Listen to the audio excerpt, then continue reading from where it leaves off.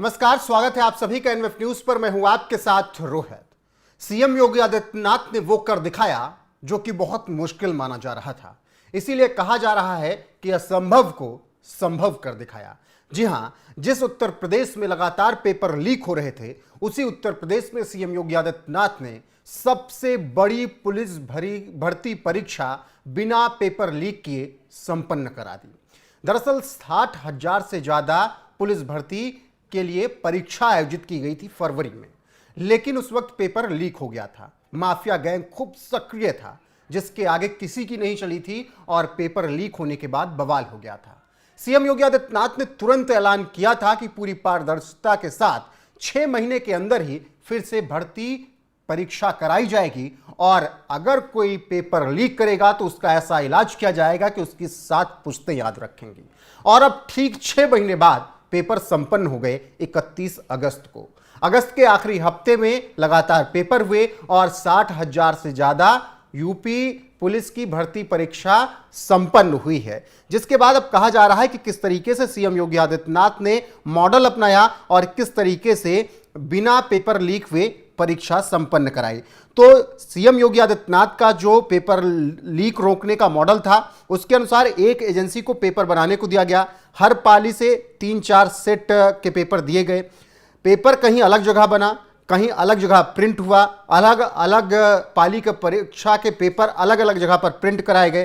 Printing press में paper छापते को लेकर भी किसी को बहुत ज़्यादा जानकारी नहीं दी गई और पुलिस लगातार तैनात थी जहां पेपर छप रहे थे।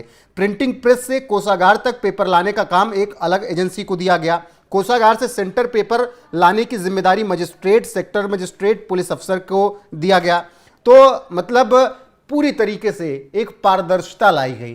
पेपर अलग अलग पाली के छापने के अलग अलग एजेंसी को कॉन्ट्रैक्ट दिया गया और वहां पर पेपर छपते वक्त पुलिस भी मौजूद थे और वहां से जो पेपर छपा उसे दूसरे अधिकारी लेकर सेंटर तक पहुंचे और वहां पर फिर दूसरे अधिकारियों ने पेपर बंटवाया।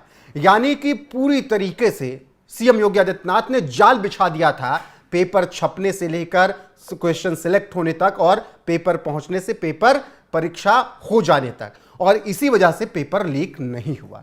ऐसे में सीएम योगी आदित्यनाथ का वो बयान याद आता है जिसमें वो कहते हैं कि पूरी पारदर्शिता के साथ सरकार काम कर रही है और हम भर्ती परीक्षा पूरी पारदर्शिता के साथ करेंगे। सुनिए सीएम योगी आदित्यनाथ का बयान।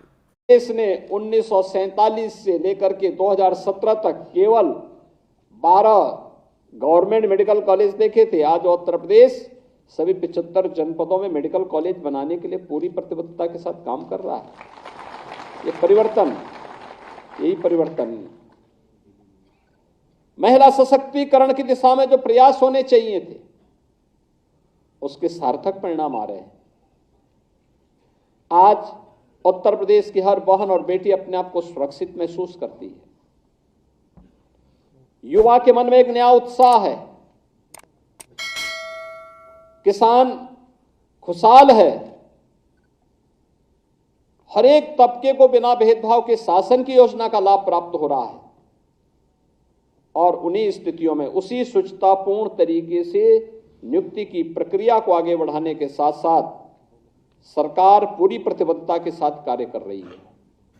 सरकार पूरी प्रतिबद्धता के साथ नियुक्ति प्रक्रिया आगे बढ़ाएगी। सीएम योगी आदित्यनाथ का यह साफ संदेश था कुछ महीने पहले और अब कुछ महीने बाद उन्होंने वो कर दिखाया जो कहा था। और अब यूपी की पुलिस की भर्ती परीक्षा जो थी वो पूरी तरीके से बिना पेपर लीक हुए संपन्न हो गई।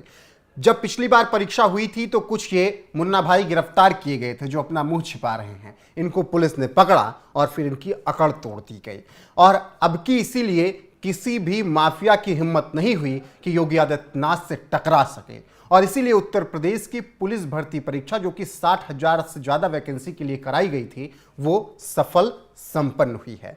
इसके बाद यूपी पुलिस की तरफ से बयान भी आया है। यूपी पुलिस ने बताया है कि किस तरीके से यह परीक्षा संपन्न कराई गई, प्रशासन किस तरीके से मुस्तैद रहा है। बहरहाल आपको छोड़े जाते हैं प्रशांत कुमार के बयान के साथ, जिनके ऊपर यह परीक्षा कराने की बड़ी जिम्मेदारी थी, जिन्होंने बयान दिया है और जिस तरीके से सीएम योगी आदित्यनाथ ने असंभव को संभव कर दिखाया, उस पर आपकी राय क्या है कमेंट में जरूर बताइएगा। और सुनिए प्रशांत कुमार का बयान क्या है। मुझे लगता है कि देश और विश्व की सबसे बड़ी पुलिस की परीक्षा है, जिसको सकुशल संपन्न कराने में हम लोग सफल हुए हैं। और जैसा कि सरकार का संकल्प है कि